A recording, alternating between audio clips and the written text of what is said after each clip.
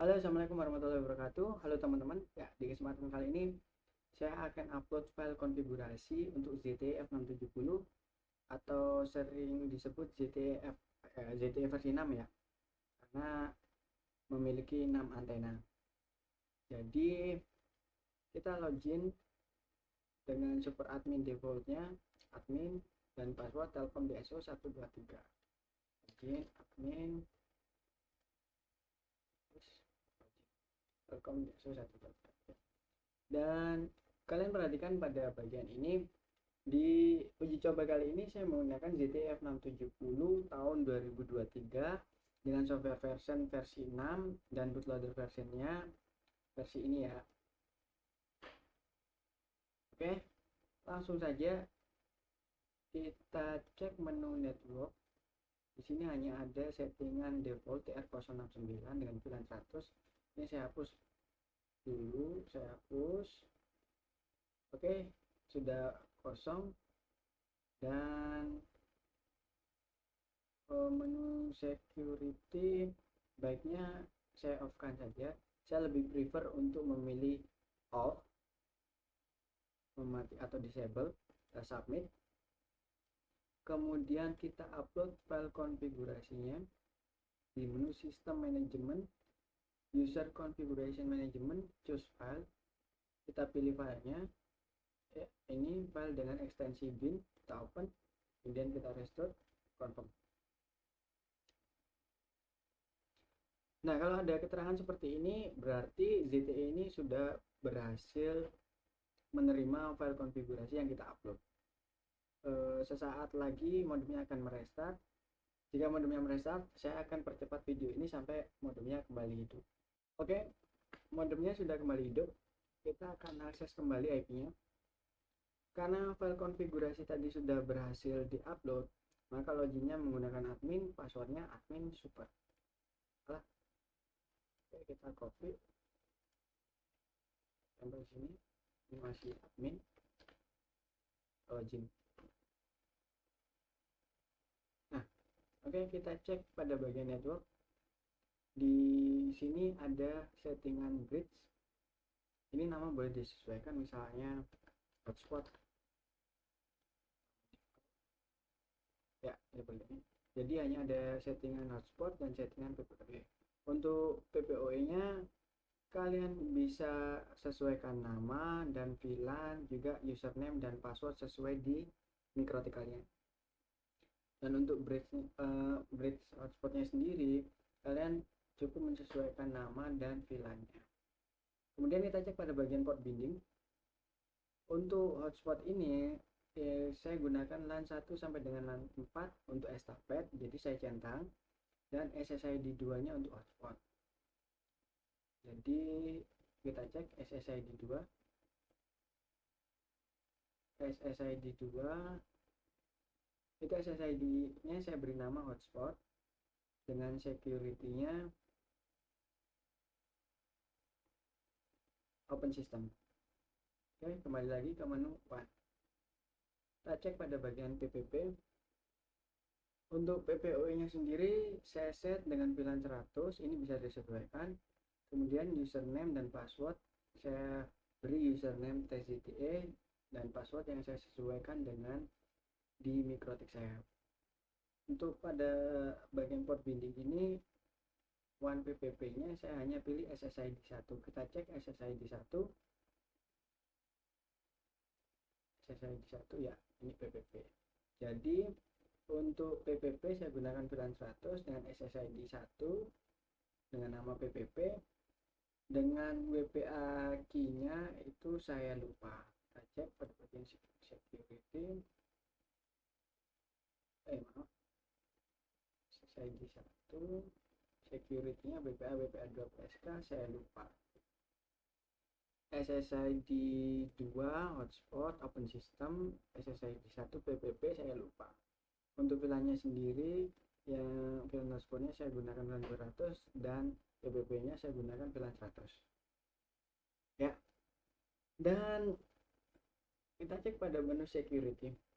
Meskipun kita berhasil mengupload file konfigurasi ini, tapi di menu security ini tetap tidak ada service control ya. Jadi seperti modem-modem lainnya dimana kalau ada menu service control otomatis bisa di remote WAN, tapi di ZTE 670 ini tidak ada menu service control, jadi sulit sekali di remote WAN-nya ya, IP WAN-nya. Tapi karena kita tadi sudah berhasil mengupload file konfigurasi ini, ZTE 670 ini sekarang sudah bisa di remote IP WAN-nya, yaitu IP PPOE-nya nanti.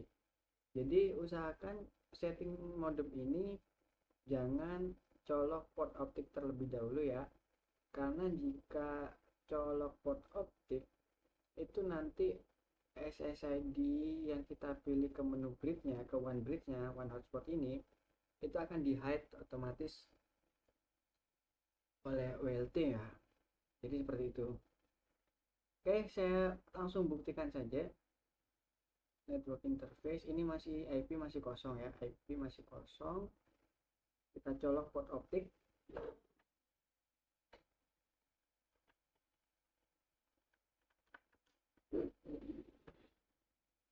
Oke, sudah tercolok. Baiknya modemnya kita matikan dan hidupkan kembali. Oke, video akan saya percepat sampai modemnya hidup lagi ya. Oh, tidak perlu.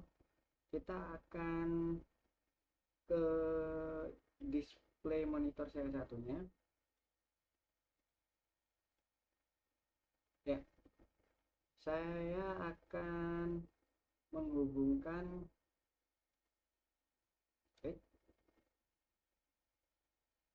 maaf, saya balik dulu.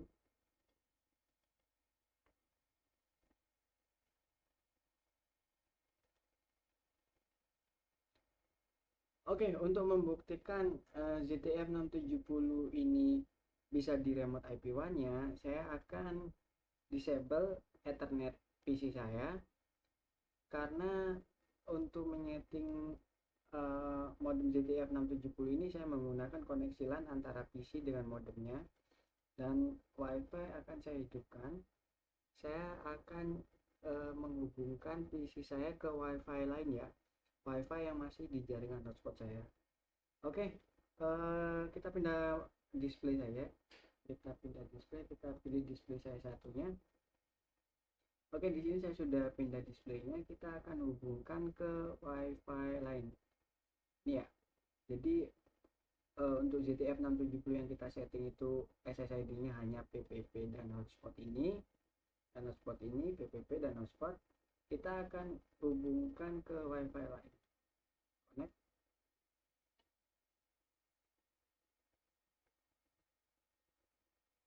Ya, kita pindah display lagi. Ya, jadi Ethernetnya disable, WiFi dari PC ini terhubung ke WiFi lain yang masih satu segmen jaringan hotspot. Kita akan buka MikroTik.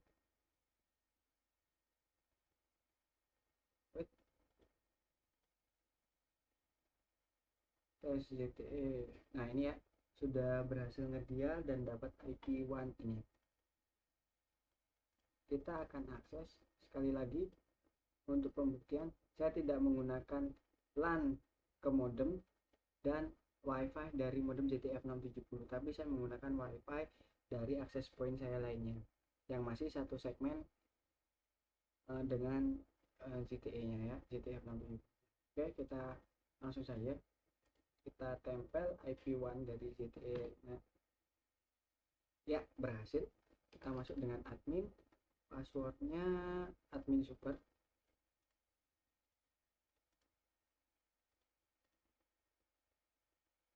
Ya, kita cek pada bagian status network interface.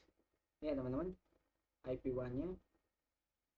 Dan IP1-nya sekali lagi saya tidak mengaksesnya melalui LAN dan tidak mengaksesnya melalui WiFi ZTE 670 sendiri. Karena kalian ingat, WiFi dari ZTE 670 ini hanya ada SSID 2 dengan nama hotspot dan PPP, tapi saya menggunakan SSID Wi-Fi ku. Oke, berbeda ya. Jadi saya remote WAN-nya tidak melalui internal modem itu sendiri. Oke, Dan apa ya, oke, di